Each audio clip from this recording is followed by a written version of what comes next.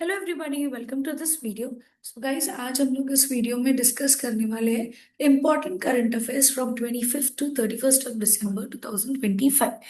अब इस वीडियो को एंड तक जरूर देखिएगा बिकॉज इस हफ्ते में जो भी इम्पोर्टेंट करंट अफेयर्स हुए हैं वो तो हम डिस्कस करेंगे। इसके अलावा कुछ एमसीक्यूज भी हम लोग डिस्कस करने वाले हैं।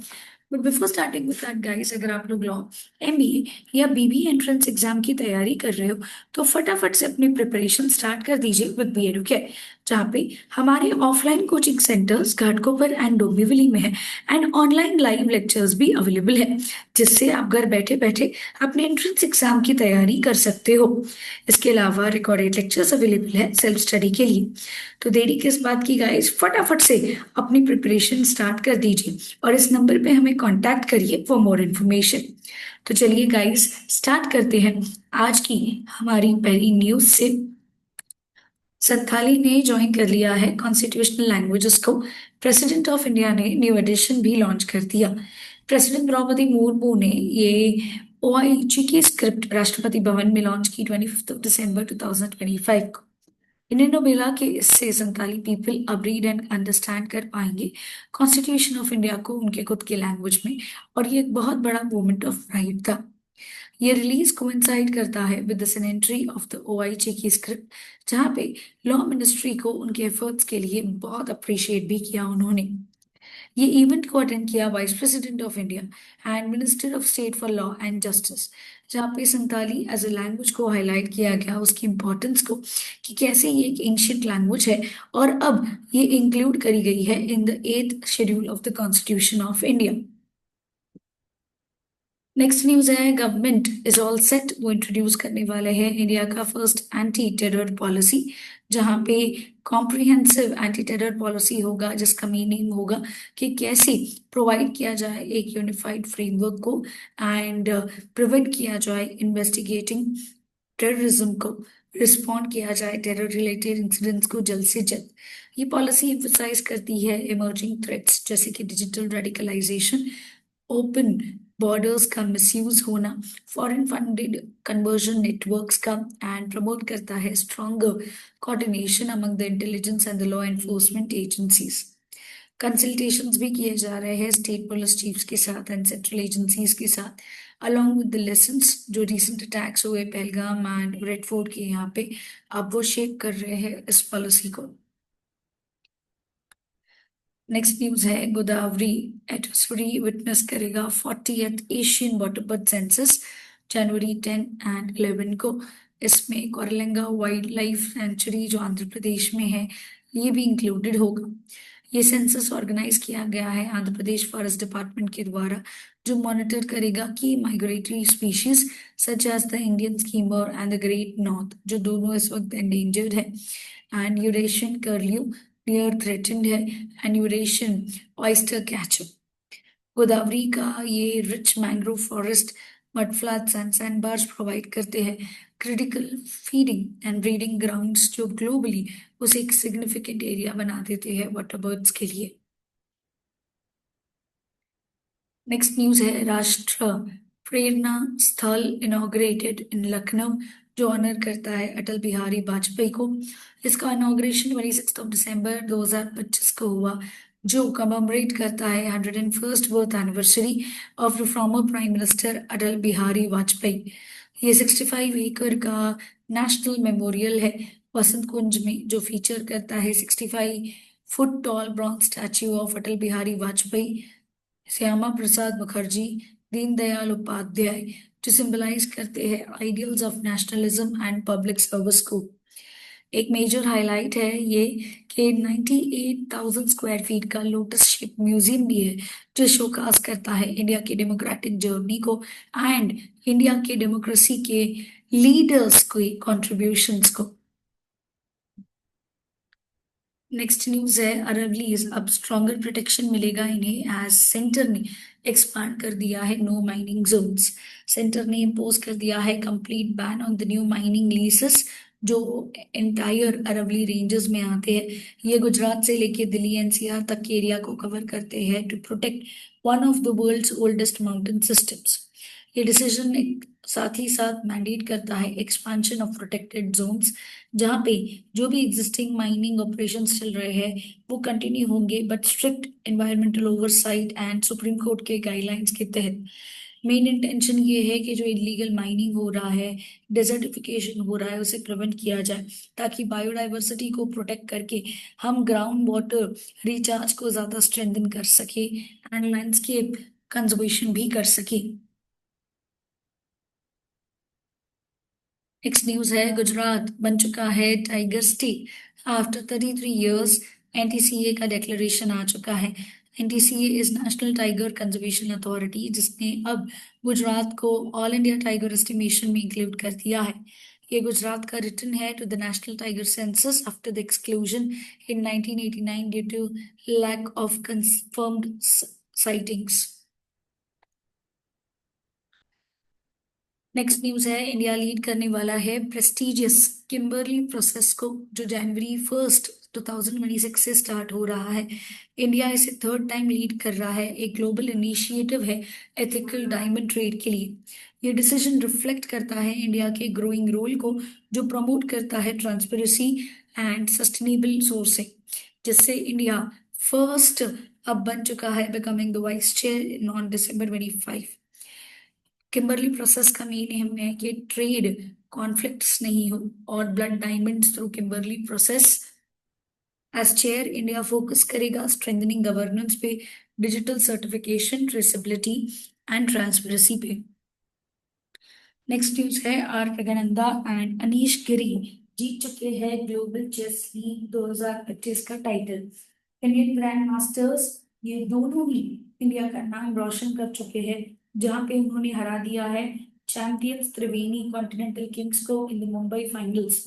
अनीश गिरी ने फाइनल्स एमवीपी टाइटल जीता for his tactical brilliance, and Praggnanandhaa's का डिसिसिव विन था ओवर विदित गुजराती, एंड उन्होंने सिक्योर कर ली है चैंपियनशिप। ये विक्ट्री हाईलाइट करती है इंडिया के ग्रोइंग इन्फ्लुएंस को in the elite international chess, and showcase करती है the strength of the young Indian talent in the high pressure and the rapid format team competitions. Next news है, Armenia ने introduce किया है official butterfly लोगो COP17 के conference के लिए। ये लोगो टोटल 23 कलर से ब्लेंडेड है, जो रिप्रेजेंट करता है कुनमिंग मॉनिटरल ग्लोबल बायोडाइवर्सिटी फ्रेमवर्क को, टारगेट्स एंड हाईलाइट करता है इकोसिस्टम फ्रेजिलिटी को, species interdependence and the need for effective implementation. COP17 will host the first global review of progress under the framework. Next news है, India का पहला weapon database कब करेगा terror launchers को। ये फाइनली लॉन्च हो चुका है बाय द सेंटर, जहां पे इंडिया ने first ever lost, looted and recovered fire arm का डेटाबेस जो है ये स्टार्ट कर दिया है। इसे अनवील किया गया होम मिनिस्टर अमित शाह के द्वारा at the anti terror conference 2025, जो स्ट्रेंथन करता है fight against terrorism and organised crime.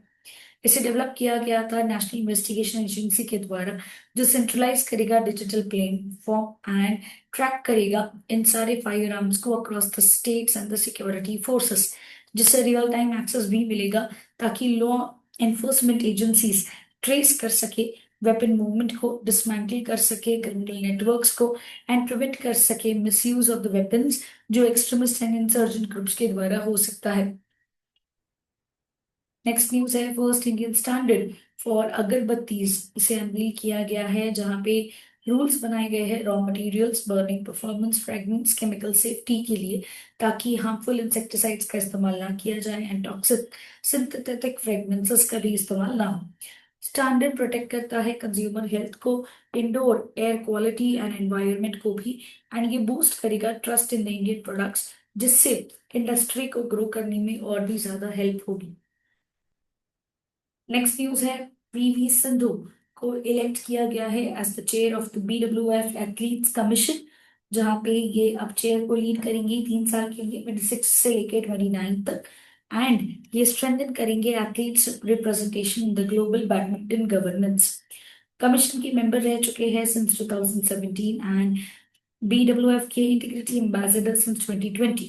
Sidhu का अपॉइंटमेंट एक बहुत बड़ा अपॉइंटमेंट है जो हाईलाइट करता है इंडिया के राइजिंग इन्फ्लुएंस को in the international sports administrations and उनका role in advocating the athlete welfare fairness and integrity.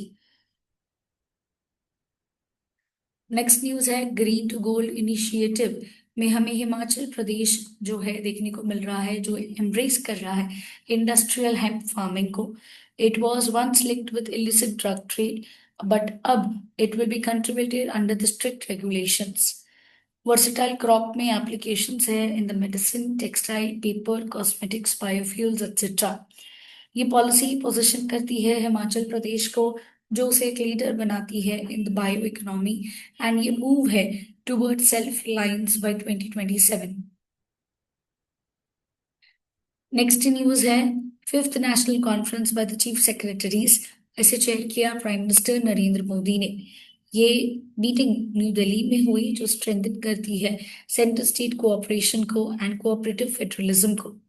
3 दिन का कॉन्फ्रेंस है जिसका मेन फोकस होगा on the theme of human capital for विकसित भारत जो एम्फसाइज करेगा education skilling health sports and inclusive growth को।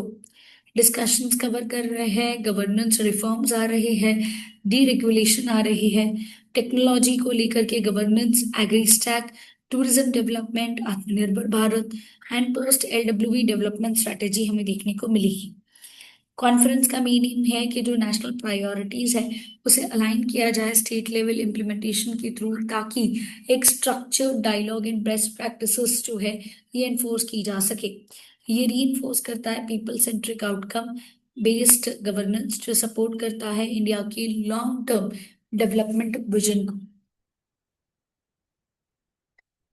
नेक्स्ट न्यूज है इसरो प्लान कर रहा है third launch pad at Sriharikota जहाँ पे कमीशन का थर्ड लॉन्च पैड श्रीहरिकोटा में it is within 4 years जो सपोर्ट करेगा heavier satellites and advanced launch vehicles को। ये न्यू पैड एनेबल करेगा mission carrying 12,000 to 14,000 kg satellites जो इंप्रूव करेगा लॉन्च फ्रीक्वेंसी को एंड पैरेलल प्रिपरेशंस के लिए भी अलाउ करेगा। इससे हमें दिखता है कि कैसे इंडिया का space capabilities for communication strengthen हो रहा है human space flight and deep space programmes भी प्रमोट हो रहे हैं।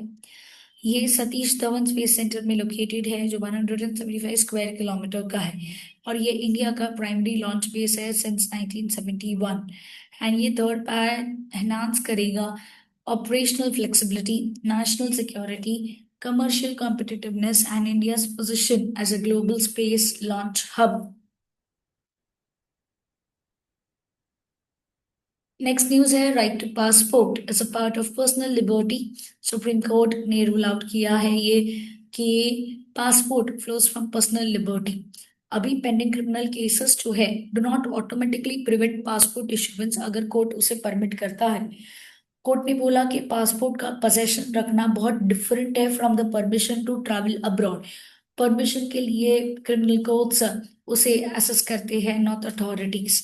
ये रूलिंग रीइंफोर्स करता है ड्यू प्रोसेस को limits the administrative overreach and emphasises the proportionality and the judicial oversight. Next news है इंडिया रैंक कर रहा है third in the rare earth reserves but lack करता है ग्लोबल प्रोडक्शन में।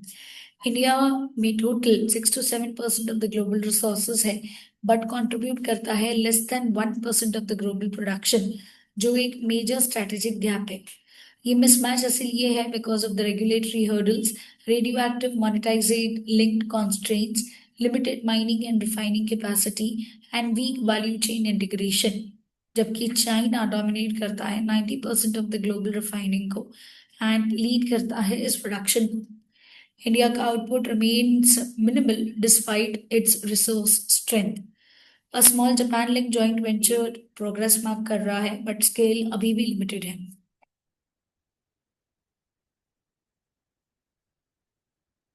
नेक्स्ट न्यूज है सुप्रीम कोर्ट ने पॉज कर दिया है अरावली हिल्स का ऑर्डर सीक कर रहे हैं fresh expert review. Aravalli hills की रूलिंग को अभी अभी रिसेंटली स्टे लाया गया वापस से सुप्रीम कोर्ट ने अपनी ऑर्डर पे स्टे ला दिया है जहाँ पे अब एक इंडिपेंडेंट एक्सपर्ट कमेटी होगी जो री एक्सेस करेगी एनवायरमेंटल इम्पैक्ट्स ऑफ माइनिंग को and citing the ambiguity in redefining the Aravalli ranges and potential ecological damage. Committee के recommendations जो है and previous directions remain in abeyance until the new panel submits its findings, जो highlight करेगा precautionary principles, science-based policy making and ecological importance of the Aravalli ranges in the climate regulations, biodiversity and the groundwater protection. Next news है, Israel ने announce किया है peace prize for Donald Trump 2026 में। Prime minister Netanyahu ने announce कर दिया है after talks in Florida, marking the first time a non Israeli receives the prestigious award for the very first time ever peace category conferral, जो recognize करता है Trump's role in the middle east peace efforts, US-Israel relations and diplomatic initiatives such as the Gaza Peace Prize and hostage releases, जो highlight करता है Israel के historic break from the tradition.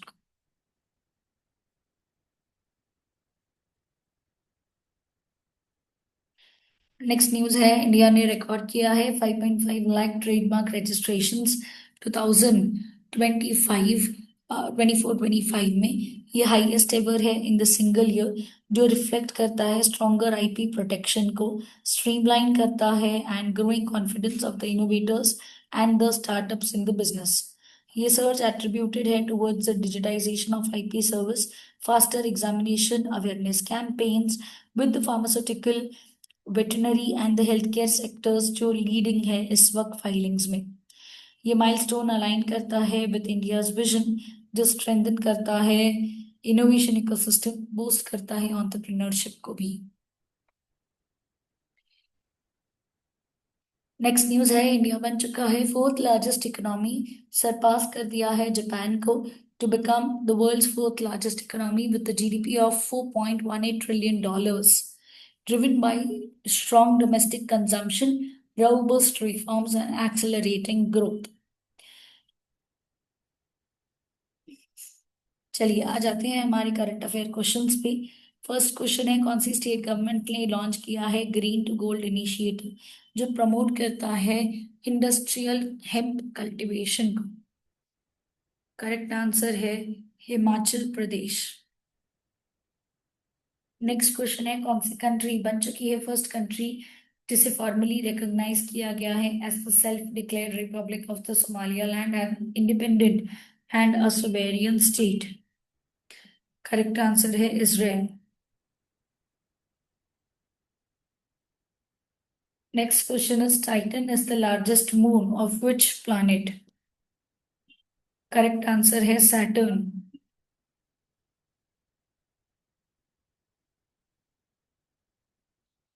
Next news question है, the tsunami ready recognition program is developed by which international organization?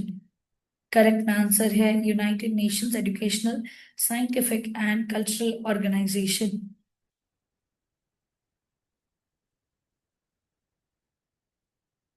Next question is, Akash next generation missile system किसने develop करी है? Correct answer है DRDO.